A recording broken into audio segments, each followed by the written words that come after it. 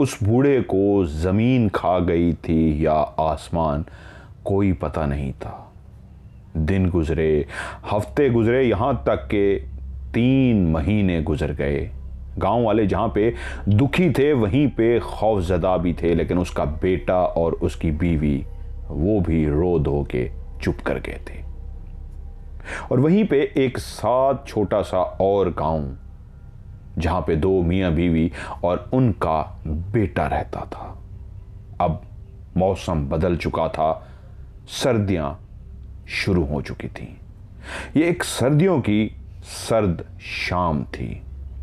शौहर घर के अंदर दाखिल हुआ और उसने कहा, बेटा क्यों रो रहा है? बीवी बोली, अभी देखती हूं, इसको उठाती हूं, आप हाथ मुंह धो लीजिए, मैं आपके लिए रोटी तवे पर डालती हूं। वो हाथ मुंह धोने चला गया और बीवी तवे पे रोटी डालने के लिए जैसे बेटा जो कुछ देर पहले रो रहा था, चुप कर गया था, छोटा सा 6 महीने 8 महीने का बच्चा था, फिर से रोना शुरू हो गया। बाप था, आके रोटी खाने के लिए बैठा ही था कि आवाज आई, बेटा फिर से रो रहा है। बोला, बेटा फिर रो रहा है और बहुत ज्यादा रो रहा है, क्या हुआ है? वो बोली, मैं देखती हूं इसको। उस दौर में चारपाइयां होती थीं और उन चारपाइयों पे कपड़े को बांध दिया जाता था।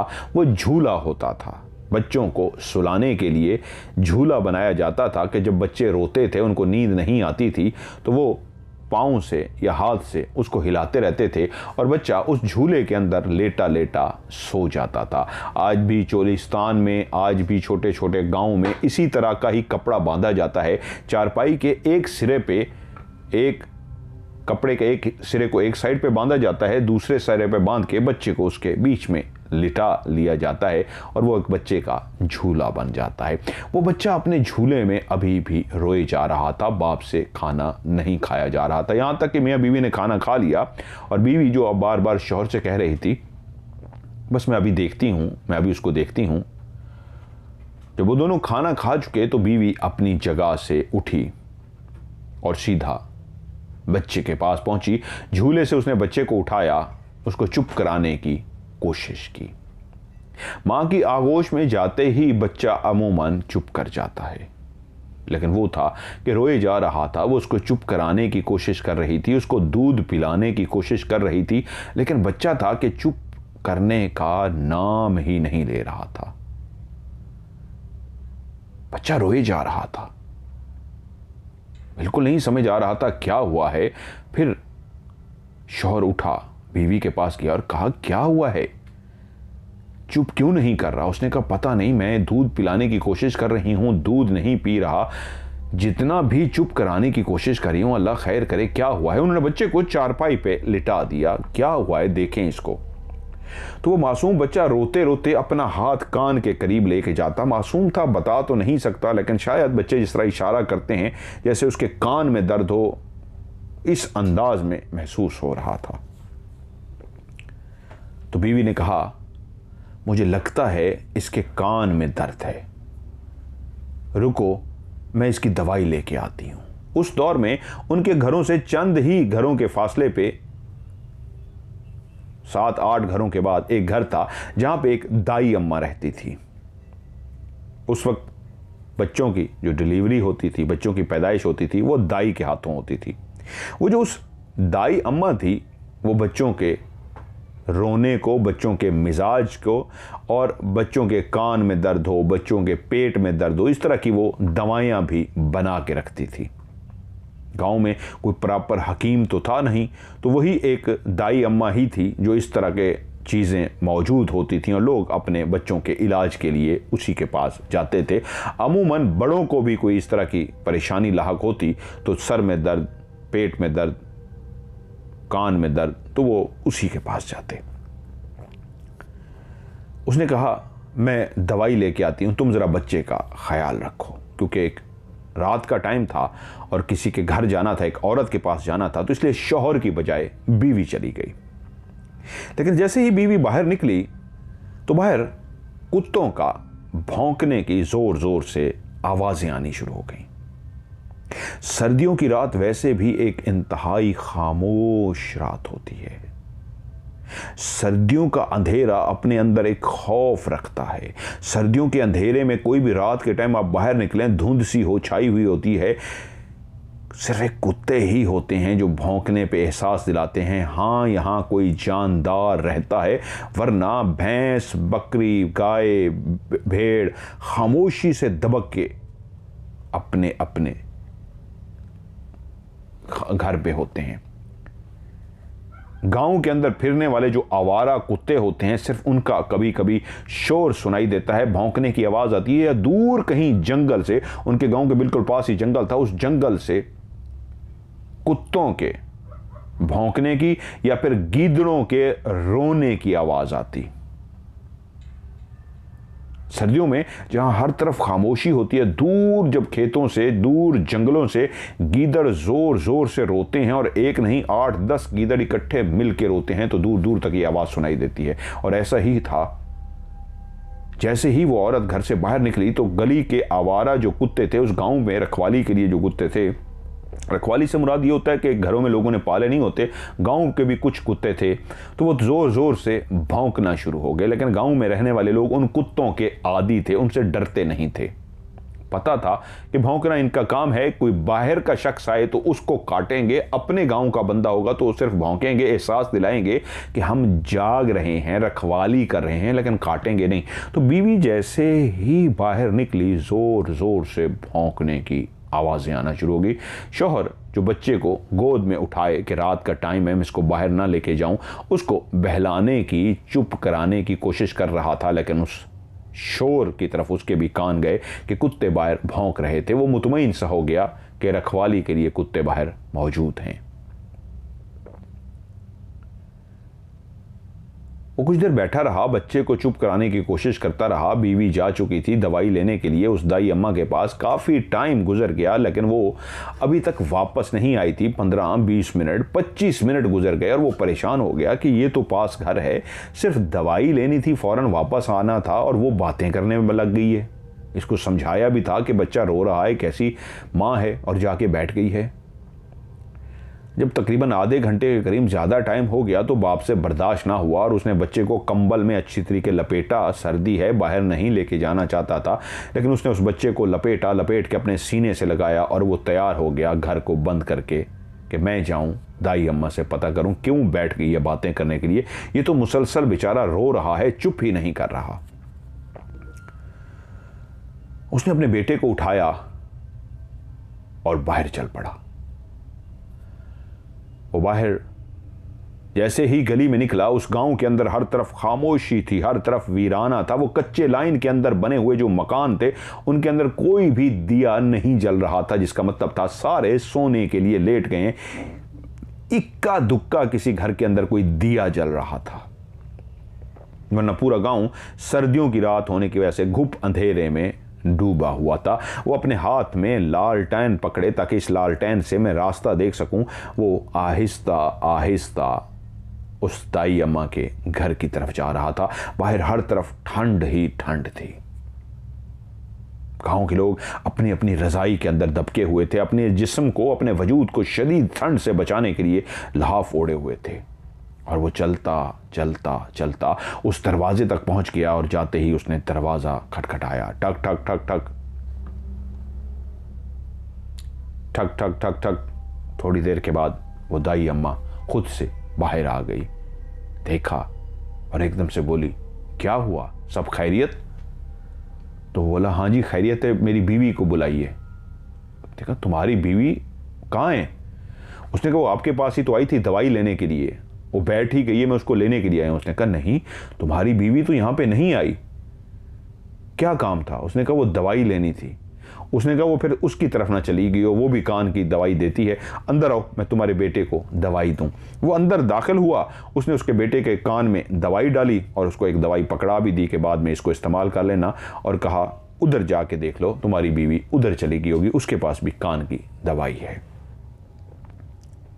अपने बच्चे को उठा के फिर उस तरह वो ठंड में बाहर निकला, एक हाथ में लालटेन पकड़े हुए, चलता चलता उसी घर में गया, और जाके उसने दरवाजे को खटखटाया और काफ़ी देर के बाद दरवाज़ा खुला, जिससे उसके दिल की धड़कन तेज़ हो गई कि अगर मेरी बीवी इस घर में होती तो दरवाज़ा इतनी देर से ना खोला जाता, क्योंकि दरवाज़ा खटखटाने पे लगता था जैसे घर के मकीन सो रहे हों।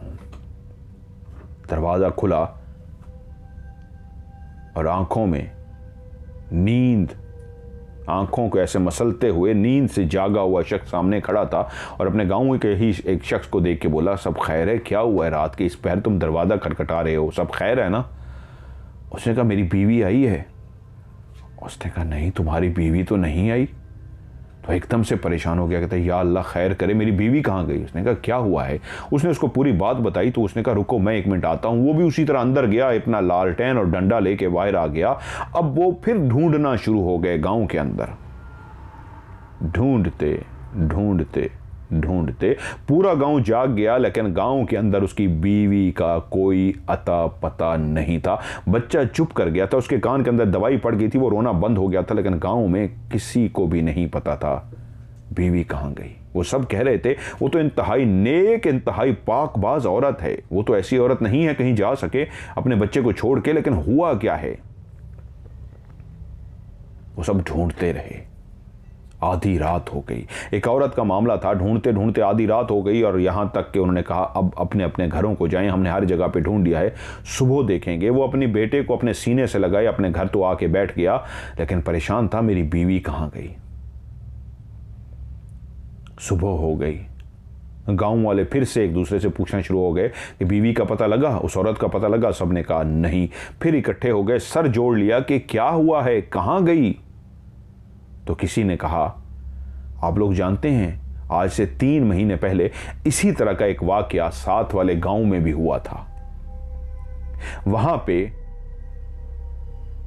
एक बुजुर्ग इस तरह गायब हुए थे और वो लोग पूछने के लिए यहां भी आए थे। उनका अभी तक कोई अता पता नहीं लगा और ये भी जिस तरह चली गई है रात से, इसका कोई पता नहीं है। तो ये मुझे लग रहा है उसी तरह का कोई मामला है। तो लोग कह रहे नहीं नहीं यार, उस तरह का मामला नहीं है, ये पता लग जाएगा, ये यहीं कहीं होगी, अल्लाह खैर करेगा। लेकिन जितना ढूंढा गया, जितना पता लगाया गया, इस औरत का भी कोई पता ना लगा। अभी सर्दियां ही थीं, कुछ दिन ही गुजरे थे इस वाकये को, अभी 3-4 महीने सर्दियां और रहनी थी अभी, कि बिल्कुल गांव के अंदर एक खौफ की लहर दौड़ गई कि तकरीबन 2 महीने बाद एक शख्स अपने घर के अंदर दाखिल हुआ। उसके घर के अंदर भेड़ बकरियां काफी ज्यादा उसने पाली हुई थीं। हाथ मुंह धोया, उसने चारा डाल दिया भेड़ बकरियों को, हाथ मुंह धोया और हाथ मुंह धोने के साथ रोटी खाने बैठ गया। उसने रोटी खाई और रोटी खाने के बाद मियां बीवी दोनों अपने अपने चारपाइयों पे लेट गए और उस दिए को बुझा दिया गया जिसकी वजह से घर के अंदर रोशनी थी। अब घर इस तरह का बना हुआ था, कच्चा सा घर था जहां पे 2 कमरे थे, 2 कमरों के साथ एक बहुत बड़ा बाड़ा बनाया गया था जिसके अंदर काफी ज्यादा उन्होंने जानवर रखे हुए थे। लेकिन बीच में एक दीवार सी थी, एक दरवाजा बाहर की तरफ घर का निकलता था और घर के अंदर जो दीवार थी उसके अंदर भी एक दरवाजा था जो उस बाड़े की तरफ जाता था। उस बाड़े में आप दाखिल होते थे तो उसके ऊपर एक परछत्ती बनाई गई थी ताकि गर्मियों में उस परछत्ती के नीचे रहें, और आगे जाके 2 कच्चे कमरे बनाए गए थे जो सर्दियों में जानवर उसके अंदर चले जाते थे। दिन को बाहर बड़ा सा सहन था जिसके अंदर फिरते रहते थे, और गर्मियों में वो जो परछत्ती सी एक बनाई गई थी, यानी एक छत सी बनाई गई थी, उसके नीचे वो आराम करते थे। दोनों मियां बीवी लेट चुके थे, दिया बुझा दिया गया था, घर के अंदर अंधेरा था कि थोड़ी देर के बाद जानवर बोलना शुरू हो गए। पहले 4-5 बकरियां बोली और उसके बाद कुछ भेड़ें थीं वो भी बोलना शुरू हो गईं, और बकरियों की मुसलसल, भेड़ों की मुसलसल बोलने की आवाज आना शुरू हो गई। वो अपनी चारपाई पे लेटा हुआ एकदम से उठ के बैठ गया और बोला क्या हुआ है जानवर को? ओहो, कहीं पानी तो गिरा नहीं दिया, भूख प्यास तो नहीं लगी इनको? क्योंकि जानवर के आगे जब पानी रखा जाता है तो अक्सर जानवर का जब पांव लगता है तो वो बर्तन गिरा देते थे, पानी चला जाता था, और जब इनको प्यास लगती है जानवरों को तो वो इस तरह बोलना शुरू कर देते हैं। चौर ने कहा मुझे लगता है मैंने भी आज चारा डालते हुए गौर नहीं किया था। मुझे लगता है मैंने पानी नहीं डाला या पानी इन्होंने गिराया हुआ था। सुबह पानी रखा था, लगता है पानी इन्होंने जानवरों ने गिरा दिया या ख़त्म हो गया है। पानी नहीं है जिसकी वजह से जानवर बोलना शुरू हो गए हैं। रुको, मैं इनको पानी डाल दूं। उठा, उसने लालटेन जलाई। घर में कुछ पानी थोड़ा सा मौजूद था, अब उसको थोड़ा सा पानी और भी चाहिए था। उसने कहा मैं बाहर से पानी लेके आता हूं। वो जैसे ही उसने अपना दरवाजा खोला, लालटेन उसने हाथ में उठाया हुआ था, वो बर्तन उठाया हुआ था जिसमें उसने पानी भरना था, तो बाहर एकदम से कुत्तों के भौंकने का शोर शुरू हो गया। और उसी लम्हे वो जो जितने भी जानवर थे सब के सब बहुत ज्यादा बोलना शुरू हो गए। पहले भेड़ और बकरियां बोल रही थी, अब गाय भैंसें जो बंधी हुई थी वो भी जोर जोर से बोलना शुरू हो गई। बीवी भी उठ के बैठ गई, उसके दिल की धड़कन तेज हो गई। या खुदाया, क्या हुआ है? एकदम जानवर इतनी जोर जोर से बोल रहे हैं। जब जानवर को प्यास लगती है तो बोलते हैं, मैंने पहले भी सुना है, लेकिन इस वक्त तो ऐसे बोल रहे हैं जैसे खौफजदा हूं। और बाहर एकदम से कुत्तों की बहुत ज्यादा आवाज आ रही थी और ऐसे भौंके जा रहे थे कुत्ते जैसे किसी को काटने के लिए तैयार होते हैं। वो परेशान हो गई कि ये क्या हुआ है। वो एकदम से अपनी चारपाई से उठी। अभी शोहर को गए हुए 5-7 मिनट ही हुए थे कि उसकी दिल की धड़कन तेज होना शुरू हो गई। उसके गूज बम, उसके रोंगटे खड़े होना शुरू हो गए। वो परेशान हो गई। जानवर और तेज तेज बोल रहे थे। वो बाहर निकली, अपने शौहर को आवाजें दी। पास ही तो पानी की जगह थी, लेकिन शौहर कोई आवाज नहीं सुन रहे थे। ऊंची ऊंची जब आवाजें दी और शौहर की कोई आवाज नहीं आई तो वाकया उसने भी सुन रखा था कि 2 महीने पहले एक वाकया हुआ था। औरत घर से निकली थी और गायब हो गई थी। उसकी वही बात दिमाग में आ गई। वो घबराई हुई बाहर आके ऊंची ऊंची आवाजें देते हुए बाहर ही निकल आई। जब वो जोर जोर से आवाजें दे रही थी तो गांव के लोग आहिस्ता आहिस्ता अपने बिस्तर के अंदर दबक के सो रहे थे, जो सर्दी से बचने के लिए अपने मुंह पे भी रजाइयां लिए हुए थे। एक औरत की चीखती आवाज, एक औरत की नाम पुकारती हुई आवाज उनके कानों में गई तो वो आहिस्ता आहिस्ता उठना शुरू हो गए। और जो घर के जो बुजुर्ग थे उन्होंने कहा रुको मैं देखता हूं क्या हुआ है, औरत कोई चीख रही है। सब अपने अपने आहिस्ता आहिस्ता दरवाजा खोल के बाहर आना शुरू हो गए और वो बाहर खड़ी जोर जोर से अपने शौहर को पुकार रही थी। अब जब वो भी बाहर निकले तो उसी लम्हे उन्होंने देखा कि एक औरत उन्हीं के गांव की बंदी खड़ी है। एक बुजुर्ग आगे बढ़े और कहा, उसका नाम लेके पुकारा, क्या हुआ है? उसने कहा मेरा शौहर चला गया है। उसने कहा कहां चला गया है? उसने कहा पानी लेने गया है और वापस नहीं आया। उसने कहा आ जाएगा, चीख क्यों रही हो? कहती है नहीं, मेरे जानवर भी वो देखें कैसे जोर जोर से चीख रहे हैं। उन्होंने उस वक्त आवाज पे ध्यान दिया तो जानवर अभी भी खौफनाक आवाजें निकाल रहे थे जैसे डरे हुए हों। और उसी वक्त और नौजवान भी उठ के आ गए और भी बुजुर्ग उठ के आ गए। जितने भी घरों के अंदर मर्द थे सारे उठ के आ गए, अपने अपने हाथ में डंडे लेके और अपने अपने हाथ में लालटेन पकड़ के उस औरत के इर्द गिर्द जमा हो चुके थे। और सब एक दूसरे को बता रहे थे कि इसका शौहर बाहर निकला है और कह रही है शौहर मेरा नहीं है, मेरे शौहर का पता नहीं है। कितनी देर हो गई है? 15-20 मिनट हो गए हैं। और उसी लम्हे एक पागल, जिसको उन्होंने झोंपड़ी बना के दी थी, जिसको उन्होंने गांव के बिल्कुल पास ही एक झोंपड़ी बना के दी थी, जिसको खाना वगैरह दे आते थे, जो वहीं पे रहता था, वो पागल भागता हुआ आया। गां गां गां कर रहा था। उसके एक हाथ में डंडा था, कभी एक से दूसरी जगह जाता, दूसरी से तीसरी जगह जाता, वो भागता फिर रहा था।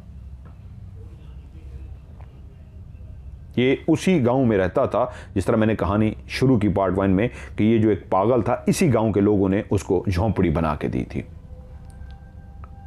वो पागल एक जगह से दूसरी जगह, दूसरी से तीसरी जगह से भागता फिर रहा था और गां गां कर रहा था। तो एक नौजवान बोला इसको क्या हुआ है पागल को? उन्होंने कहा यार इसको छोड़ो, इस वक्त तवज्जो दो, वो बंदा कहाँ गया उसको ढूंढो। वो सारे ढूंढना शुरू हो गए, यहां तक कि जानवर आहिस्ता आहिस्ता खामोश हो गए। उस औरत से पूछा गया क्या हुआ है, अब बताओ माजरा क्या है? तो वो बोली हम ऐसे लेटे थे कि जानवर इस तरह बोलना शुरू हुए और मेरे शौहर यही समझे शायद प्यास लगी है और पानी लेने के लिए बाहर निकले हैं, लेकिन उनका कोई पता नहीं। लेकिन मेरे दिल की धड़कन पता नहीं क्यों तेज हो गई, मुझे लगा कोई मामला गड़बड़ है।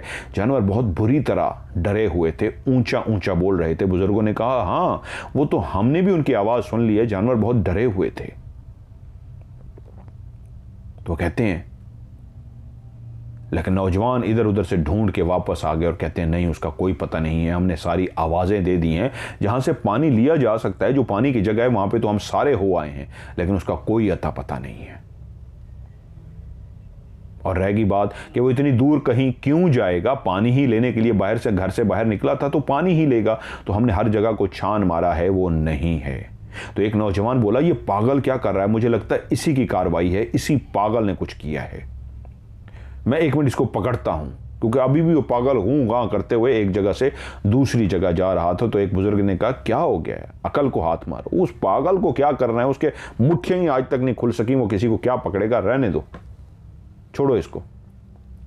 अब सर जोड़ के वहीं पे रात को ही सारे बैठ गए। वो बैठक जो कभी आबाद होती थी, शाम को खाना खाने से पहले वो सारे अपने काम काज से जब फारिग होके आते थे तो एक जगह पे बैठते थे, वहाँ पे गपशप लगाते थे, हुक्का पीते थे और उसके बाद अपने अपने घरों को जाते थे, खाना खाते थे, सो जाते थे। या बाजों का ऐसा होता था, खाना खाने के बाद किसी खास मैटर पे, किसी खास मामले पे बैठना होता तो वो वापस आते, खाना खाने के बाद फिर से आके उस बैठक पे बैठते और हुक्का पीते, गपशप करते। तो आज रात को वो सारे वहीं पे जमा थे।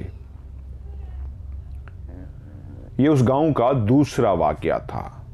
इसी गांव के अंदर एक औरत गायब हो चुकी थी और अब एक गांव का हट्टा कट्टा कड़ियल सा नौजवान गायब हो चुका था।